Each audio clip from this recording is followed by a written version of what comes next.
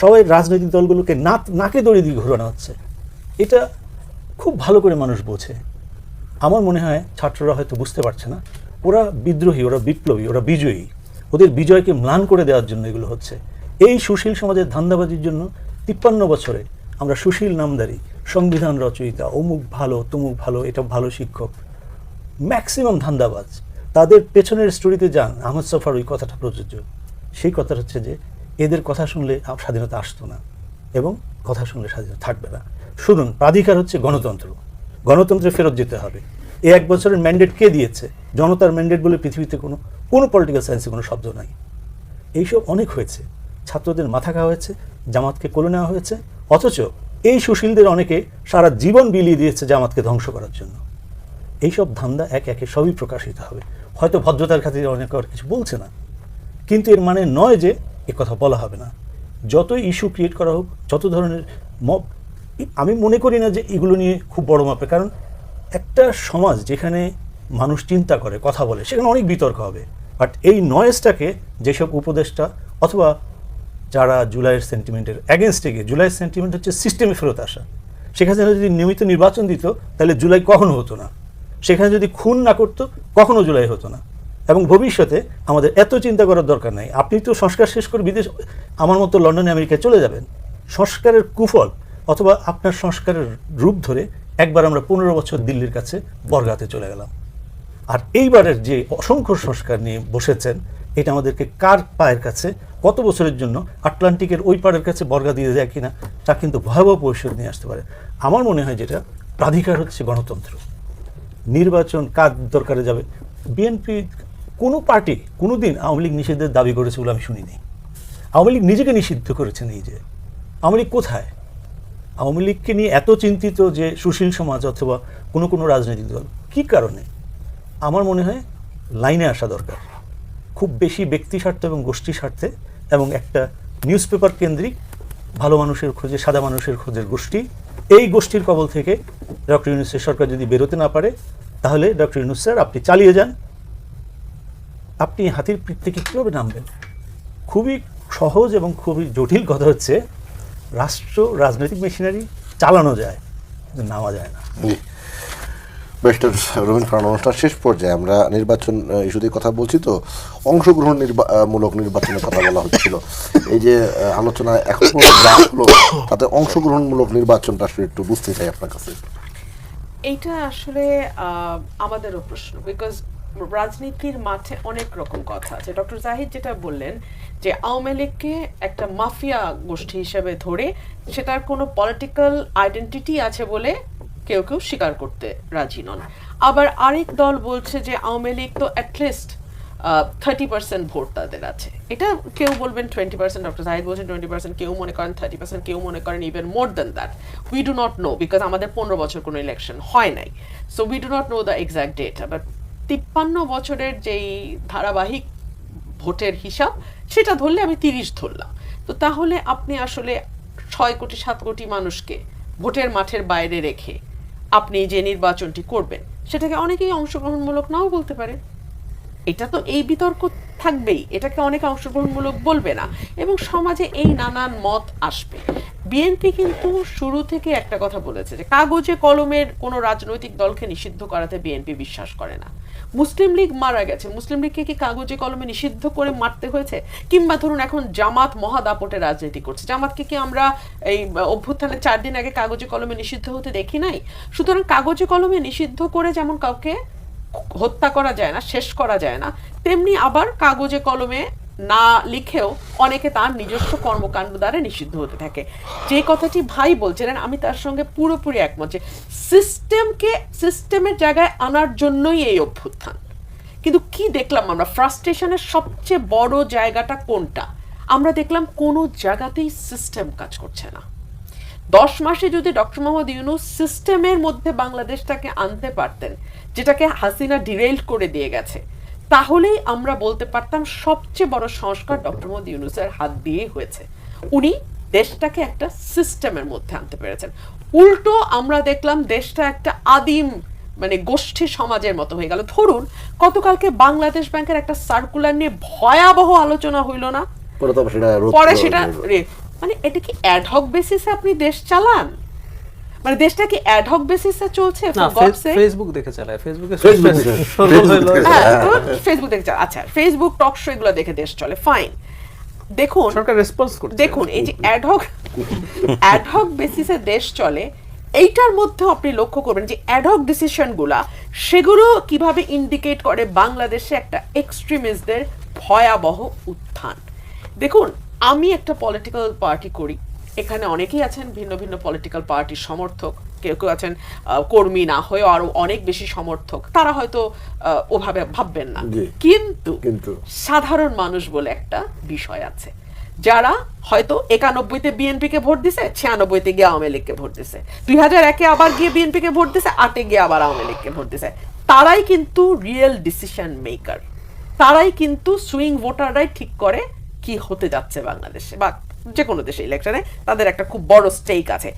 এরা কিন্তু হিসাব করে যে আমরা তো 15 বছর এই কথাই শুনে আসছি যে আমি না থাকলে দক্ষিণপন্থীরা আসবে, আমি না থাকলে জামাতিরা আসবে। তো সেইটাকে স্টাবলিশ করার জন্য হাসিনা যে বলে গেছিল, ওইটারে সত্য প্রমাণের জন্যই কি 100টা মাজার ভাঙা হয়? ওইটারে সত্য প্রমাণের জন্যই কি নারীদের ফুটবল ম্যাচ প্রাথমিকভাবে বন্ধ করে পরে আবার ফেসবুক দেখা চালু করা হয়? ওইটাকে সত্য প্রমাণের জন্যই কি মডেলদের দোকান উদ্বোধনে বাধা সৃষ্টি করা হয়? ওইটাকে সত্য প্রমাণ করার জন্যই কি মঞ্চ নাটক বন্ধ করা হয়? ওইটা সত্য প্রমাণ করার জন্যই কি বাংলাদেশ ব্যাংক পিকে হালদারের পিছনে না দৌড়ায়া মেয়েদের কাপড়ের পিছনে দৌড়ায়? এই প্রশ্নগুলো আসবে না? এই প্রশ্নগুলো তো আসবে। সো আপনি আসলে, আমি কি বলবো, মানে প্রত্যেকে এত বেশি তার গোষ্ঠী স্বার্থ, দলীয় স্বার্থ, ভোটের স্বার্থে এত মশগুল, এবং পুরো জাতিতে যারা মানে সত্যিকার অর্থেই পলিটিক্সের সঙ্গে জড়িত, যারা পরিবর্তনটাকে আনতে পারেন, যারা বড় বড় স্টেক হোল্ডার, তারা এত বেশি নিজস্ব কায়েমি স্বার্থের মধ্যে ঘুরপাক খাচ্ছেন যে সত্যিকার অর্থে দেশটাকে সিস্টেমের মধ্যে আনা, পরিবর্তন যেটাকে বলে সেটার সূচনা করা, সেই সদিচ্ছাটা আমি কোথাও দেখতে পাচ্ছেন না। জি, ব্যারিস্টার শামীম হায়দার পাটোয়ারী, একেবারে আপনার দলীয় বিষয়ই জানতে চাচ্ছি আপনার কাছে। আলোচনা হচ্ছিল এই যে 14 দলের বিষয়ে, আপনি এখন একেবারে মহাসচিব, মানে মূল দায়িত্বেই বলা যায়। আসলে নির্বাচন নিয়ে আপনাদের ভাবনাটা কি? প্রথম হচ্ছে নির্বাচনের কোনো লেভেল প্লেইং ফিল্ড নাই। যে দেশে মব থাকে সে দেশে নির্বাচন হয় না। মব নির্বাচন একসাথে যেতে পারে না। মব নিয়ন্ত্রণ করবেন, সরকার প্রতিষ্ঠিত হবে, রাষ্ট্র প্রতিষ্ঠিত হবে, রাষ্ট্রতন্ত্র পরিচিত, তারপর নির্বাচনের ইস্যু আসবে। সরকার মব নিয়ন্ত্রণ না করে এটাও একটা কারণ ইলেকশন পিছিয়ে দেওয়ার। নাও জুলাই ব্যর্থ হবে না। এতগুলো ইয়াং ছেলে, এতগুলো মানুষের আবেগ ছিল, এবং জুলাইতে প্রচুর আওয়ামী লীগের লোকও ছিল, আমার চোখের সামনে ছিল, যেটা জাহিদ ভাই বললেন। জুলাই ব্যর্থ হবে না, জুলাই ব্যবসায়ীরা ব্যর্থ হবে। জুলাইকে নিয়ে কিছু লোক ব্যবসা করছে, কিছু লোক টেক ওভার করছে, কিছু লোক জুলাইকে কেন্দ্র করে 90 স্বৈরাচার হয়ে গেছে ইতিমধ্যে, কথায় কাজে প্রচন্ডভাবে। এক সময় মুক্তিযুদ্ধের চেতনা ছিল, এখন জুলাই স্পিরিট। 71-এর চেতনার ব্যবসা ফেল করবে, তারা ব্যর্থ হবে কোনো সন্দেহ, এবং তারা 71 চেতনার ব্যবসাকে এক্সিট করে ফেলতেছে অলরেডি অনেকেই, খুব দুঃখজনক। তো সেক্ষেত্রে সংস্কার তো যেটা আমাদের ভাই বললেন, লিটন ভাই বললেন, free fair inclusive level playing ফিল্ডের ইলেকশনের থেকে বড় সংস্কার আর কিচ্ছু হতে পারে না। 90 সালে এরশাদ স্যার পদত্যাগ করলেন 6 ডিসেম্বর, শাহাবুদ্দিন সাহেবকে আনলেন। এর আগে কিন্তু উনি শাহাবুদ্দিন সাহেবকে ভাইস প্রেসিডেন্ট করেছিলেন, যে উনি পদত্যাগ করলে vice president automatically take over করবেন। শাহাবুদ্দিন সাহেবের একটাই শর্ত ছিল যে আমাকে আবার চিফ জাস্টিস ব্যাক করতে হবে, ওনার জন্য একটা অ্যামেন্ডমেন্ট করা হয় সংবিধান। যাই হোক, 90 দিনের মধ্যে উনি সংস্কার করেননি। শাহাবুদ্দিন সাহেব সংস্কার করেছেন, ভোটও করেছেন, জাতীয় বাড়ির সাথে অন্যায় করেছেন, জাতীয় বাড়ির সবাইকে জেলে নিয়েছেন, লেভেল লিমিট ছিল না, কিন্তু ভোট করেছেন, সংস্কার করেছেন, সুন্দর সাংবিধানিক ধারাবাহিকতা উনি করেছেন। এবং 96-তে বা 2001-এ সংস্কার হয়েছে না, কেয়ারটেকার গভর্নমেন্ট এসেই আগের রিজিমের যত মাফিয়া, যত ব্যবসায়ী, যত চাঁদাবাজ, যত মানে সিন্ডিকেট গডফাদার সবাইকে অ্যারেস্ট করে ফেলতো। 14, 18 কিংবা 24 ছিল না, একদমই ছিল না, আমি অস্বীকার করবো না। 14, 18, 24-এ কোনো লেভেল প্লেইং ফিল্ড ছিল না। 3টি বিতর্কিত ইলেকশন, কোনো সন্দেহ নেই। অনেকে 15 বছর বলেন, আমি 2008-কে সেভাবে বিতর্কিত বলবো না গতানুগতিক ধারায়। এখন আওয়ামী লীগ চরমভাবে পরাজিত হয়েছে 5ই আগস্ট, এবং 5ই আগস্ট সকালেও কিন্তু অনেকে যুদ্ধ করতে রেডি ছিল আওয়ামী লীগের, যে নেত্রী পালাবে না, আওয়ামী লীগ পালিয়েছে, পট পরিবর্তন হয়েছে, এটা মেনে নিতে হবে, সবাইকে মেনে নিতে হবে, আওয়ামী লীগকে মেনে নিতে হবে। দেন আওয়ামী লীগ ইনভিজিবল, তাদের পার্টি অফিসে আগুন দেওয়া হচ্ছে, 32 নম্বর ভেঙে ফেলা হচ্ছে, পার্টি অফিসে যাতা হচ্ছে, কেউ নাই দেখাশোনা করার। আওয়ামী লীগ বিকামিং এ invisible half dead animal. Invisible half dead একটা প্রাণীকে আপনি কেন নিষিদ্ধ করলেন? কি দরকার ছিল? কি অত্যাবশ্যকতা ছিল? আওয়ামী লীগকে এখনো ভোটে অনেকে ভয় পাচ্ছে, দ্যাট ইজ দ্য ইস্যু। এখন আওয়ামী লীগ ভোট করতে পারলো কি না পারলো সেটা নিয়ে আমার কোনো প্রবলেম নেই। না, এই যে আমি আমার দল নিয়ে- ফেসবুকের আলোচনা হচ্ছে না, এখানে তো ফেসবুকের আলোচনায় আমরা যদি বলি যে অনেকে তো বলছে যে আওয়ামী লীগের অনেকে জাতীয় পার্টি থেকে ইলেকশন করবে। না, এটা তো সহজ ব্যাপার না। আওয়ামী লীগ, আমি আমার যে ক্ষেত্রে আওয়ামী লীগের ভোটে নিয়ে আসার আগ্রহের কারণটা এই কারণে, যদি আওয়ামী লীগ ভোটে বাদ দিয়ে দেওয়া হয়, তারা কিছুটা ভোট প্রতিহত চেষ্টা করবে নিজের মতো করে, এবং তখন বিএনপির যে ভোট আছে 40%, তার 20% লোক বলবে যে আমরা ভোট কেন্দ্রে যাব না, কারণ আওয়ামী লীগ নেই, বিএনপি তো জিতেই যাবে। সেই ভোটটা আলটিমেটলি একটা লো কাস্টিং ভোট হবে। লো কাস্টিং ভোটের একটা সরকার শান্তিপূর্ণভাবে 5 বছর চালাতে পারবে, এটা হবে না। এটা হওয়ার কোনো কারণ নেই। হ্যাঁ, আওয়ামী লীগ পেরেছে, কত মানুষকে মেরে পারতে হয়েছে, তাহলে ওই সরকারকেও মানুষ মারতে হবে। ফরেন পলিসি ভাগ হয়ে যাবে, একগুলো দেশ এই সরকারকে স্বীকৃতি দেবে, আরেকগুলো দেশ দিবে না, এবং সবচেয়ে ইম্পর্টেন্ট যেটি ঘটবে, ইকোনমি ডিস্ট্রয় হয়ে যাবে। আমরা যদি মনে করি একটা ইনক্লুসিভ ইলেকশন দিলে দেশের 1 কোটি মানুষ একবেলা খেতে পারবে, ব্যক্তিগত রাগ দুঃখ খুব সাইডে রেখেও ওটাতেই যেতে হবে দেশের স্বার্থে। আমি শেষ করে দিচ্ছি, দুটো জিনিস নিয়ে আমি খুব কনসার্ন। একটা হচ্ছে ইউএন কেন বাংলাদেশে পার্মানেন্ট অফিস করছে হিউম্যান রাইটসের, এটা আমি কোনো যৌক্তিক কারণ পাই না।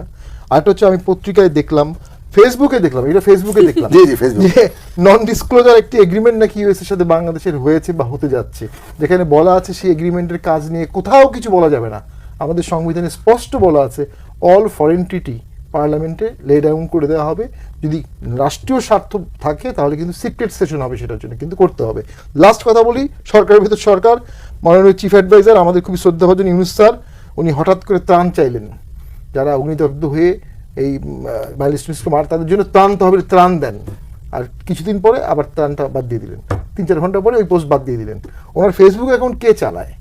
তারাই মনে হয় দেশ চালায়, এবং এভাবেই চালায়। তো এটা আসলে কোনো রাষ্ট্রের পর্যায়ে পড়ছে না, সরকারের পর্যায়ে পড়ছে না, কাঠামোর পর্যায়ে পড়ছে না। এই সরকারের ভিত্তিটা কি থাকবে? আমি শেষ করে দিচ্ছি 1 মিনিট। এক হচ্ছে এই সরকারের সাথে পুলিশ টোটাল সিনিয়রিটি হয়নি, প্রশাসন সিনিয়রিটি হয়নি, কোনো একটি বড় রাজনৈতিক দলও কিন্তু এই সরকারকে ফুল সাপোর্ট দিচ্ছে না। ছোট কিছু ইসলামিক দল কনস্ট্যান্ট সাপোর্ট দিয়ে দেশটা চালাচ্ছে, এবং দেশটা আলটা ইসলামিস্টটা কিছুদিনের জন্য নিয়ে নিতে পারে, এই ভয় আশঙ্কা জাগছে মাঝে মধ্যে। এটা জাহিদুর রহমান। ধন্যবাদ। মানে পাটোয়ারি ভাই একটা জিনিস একটু অ্যাড্রেস করতে চাই। লো কাস্টিং ভোট হলেই সমস্যা হবে, নট নেসেসারিলি। শেখ হাসিনার সময় চুরির ভোট হতো, সেই সময় লো কাস্টিং ছিল এবং এটা চুরির ভোট হতো, এবং সেটাকে কয়েক গুণ বাড়িয়ে দেখানো হতো। আমি বিশ্বাস করি বাংলাদেশে এই ঘটনা ঘটবে না, মানে 40% মানে 40%। 2014 সালের 5 জানুয়ারি যে নির্বাচন হয়েছিল 147টা সিটের, ওখানে নাকি 40% ভোট কাস্টেড হয়েছে। মানে আমরা এগুলো দেখে এসেছি, তো ওগুলো বাংলাদেশে আর হবে না। যদি 30 হয় 30ই বলবে। সো জেনুইন 30 যদি হয়, সেই সরকারও খুব দুর্বল হবে তা না। তবে আমি একমত যে এটা যত বেশি হয় তত ভালো। আর স্বতন্ত্ররা থাকবে, আমি তো দেখা গেছে। তো স্বতন্ত্ররা যদি থাকে, আমার মনে হয় মানুষ দীর্ঘদিন ভোট দিতে পারে নাই, এবং বেশ কিছু জায়গায় জামায়াতে ইসলামী থাকবে, জামায়াতে ইসলামের শক্তির জায়গা আছে বেশ কিছু জায়গায়। সো এত খারাপ ভোট হবে বলে আমি মনে করি না। 90 আর এই সময়ের সাথে তুলনা করছেন, এটা আমি বরং এরশাদের সময়টাকে, আমার কাছে এরশাদকে খুবই গণতান্ত্রিক মহান মানুষ মনে হয় ইদানিং, সত্যি। ওনার চেয়ে মহান কোনো শাসক, মানে আমি যখন শেখ হাসিনার সাথে তুলনা করি, ধরুন এসকে সিনহা একটা রায় দিল, তার একটা অ্যামেন্ডমেন্ট বাতিল করেছে, ওই সময় তো 8th অ্যামেন্ডমেন্টের ওই যে বেঞ্চ নিয়ে যাওয়ার অংশটা বাতিল করলো না। খেয়াল করুন, এরশাদ সাহেব কিছুই করেন, উনি মানে সাধারণভাবে মেনে, অথচ এটা একটা জনগণের পক্ষের একটা রায় ছিল, মানে অ্যামেন্ডমেন্ট ছিল। এটাতে যে আমরা এখন করছি, তো আমরা ঐক্যমত্য কমিশনে এগ্রি করেছি না, স্থায়ী বেঞ্চ। আমাদের কিন্তু কনস্টিটিউশনে অস্থায়ী বেঞ্চ নেওয়ার অপশন আছে, কিন্তু স্থায়ী বেঞ্চ, এসব জেনুইন খুব ভালো কাজ করেছিলেন, উপজেলায় কোর্ট নিয়ে গিয়েছিলেন, সব আমরা এখন করছি। তো ওনার এটা বাতিল টাতিল করে দেওয়ার পরও উনি কিন্তু মেনে টেনে নিয়েছেন। মানে শেখ হাসিনার সময়ে যে ঘটনাগুলো ঘটেছে, এবং আমি সরাসরি বলতে চাই তার খুব গুরুত্বপূর্ণ সহযোগী জাতীয় পার্টি ছিল, এই দেশটাকে, আমাদের যথেষ্ট সুযোগ নাই, এইরকম ধ্বংসস্তূপে আর কোনোদিন পরিণত হয়নি। শাহাবুদ্দিন কেন পেরেছিলেন জানেন? এরশাদের সময় সব পুলিশ পালিয়ে গিয়েছিল, এরশাদ নিজে পালায় নাই, উনি জেলে গেছেন, জেলে থেকে 5টা সিটে জিতেছেন পুলিশ সহ। স্বাধীনতার সময় তো, মানে আপনি 71 আমরা যখন স্বাধীন হলাম, সব পুলিশ পালিয়ে গিয়েছিল। আমাদের সব পুলিশ পালিয়ে গেল কেন, কি করেছেন? সো এইরকম একটা দেশে এসে দেশ চালানো কিন্তু খুব সোজা না। প্রায় প্যারালাল টানছেন পাটোয়ারি ভাই, হাসিনা সরকারের সাথে এই সরকার একই রকম করছে বা কোনো গভর্নেন্স নাই। এই যে গভর্নেন্স নাই এবং এই যে প্রবলেম, এটা কিন্তু ওই কৃতকর্মের ফল। আমি সরকার ভালো চালাচ্ছে তা বলছি না, আমার ক্রিটিক আছে, সত্যিই আছে, কিন্তু আজকে আমরা এটা কেন পেরে উঠছি না? আমাদের পুলিশ কেন এখন একজন রিক্সা চালকের বকা খায়, মানে জেনুইন ক্ষেত্রেই, মানে উল্টা চালাচ্ছে কেন এটা নিয়ে আমি নিজে চোখে দেখেছি, পুলিশ বকা দিচ্ছে, রিক্সা চালক বকা দিচ্ছে। এই তোমাকে কিন্তু ওই দিনই এটা করছিলাম, আমি কিন্তু আবার করব। তো এখন আপনি এতটা এই পরিস্থিতিতে গেলেন, কারণ আপনি দেশটাকে ওই জায়গায় নিয়ে গেছেন। মানে পুলিশের কথা বলছেন, বাইতুল মোকাররমের খতিব পালায় গেছে। এখন পুলিশের কথা শুনছে না কেন? কারণ আপনি পুলিশকে এইভাবে ব্যবহার করেছেন ক্ষমতায় থাকার জন্য। সুতরাং এই সরকারের কাজটা অনেক টাফ। সুতরাং এই সরকারের যা যা সমালোচনা আমরা করব, প্রত্যেকটার আগে একবার শেখ হাসিনার কথা বলতে হবে, হোয়াট শি ডিড। হ্যাঁ, আমি আবারও বলছি, এই সরকারের বহু জায়গায় আরো সফল হওয়ার উচিত ছিল, সুযোগ ছিল। এই সরকার যদি ভালো অ্যাডমিনিস্ট্রেটর হতো, এই সরকারের প্রধান, তাহলে এটা হতে পারতো। সুতরাং আমি সোফার যা হচ্ছে এগুলো নিয়ে আমরা আমাদের কনসার্ন রেজ করবো, কিন্তু আমরা যদি এটাকে প্যারালাল না টানি, এটা খুব জরুরি। কারণ এইরকম অবস্থায় বাংলাদেশের ইতিহাসে এমনকি মুক্তিযুদ্ধের পরের সরকারটাকেও এই অবস্থায় দেশ চালাতে হয় নাই। আমি একদম শিওর বাংলাদেশকে এরকম ধ্বংস কেউ করেনি। শামসুল আলম রিটন।